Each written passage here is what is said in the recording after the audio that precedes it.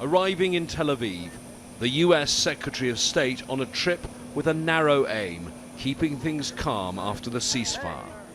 His first stop, an audience with Israel's Prime Minister, pledging the US's continuing commitment to Israel's defense, but adding this. We believe that Palestinians and Israelis equally deserve to live safely and securely, to enjoy equal measures of freedom, opportunity, and democracy, to be treated with dignity. That echoed by the Israeli leader, his words perhaps unconvincing to some after leading an 11-day bombardment of Gaza.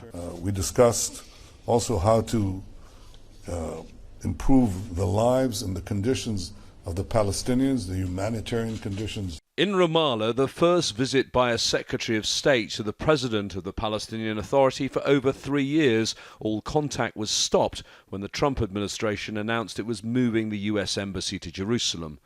There was a cordial tone, but it was clear one of the President's central demands was not on the US agenda. We hope that the future will be full of diplomatic activities in order to reach a comprehensive solution and to put an end to recent events. President Abbas was told, though, that the US would reopen its consulate general in East Jerusalem, a diplomatic representation specifically for Palestinians, which was closed by President Trump. There was a commitment to help in the rebuilding of Gaza after the 11-day war and a new package of funding for the UN and the Palestinian Authority. What was most telling in his meetings was what Secretary Blinken didn't say. No mention of pushing towards a two-state solution, no mention of a peace process.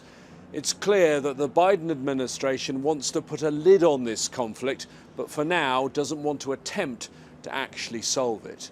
James Bays, Al Jazeera, Ramallah.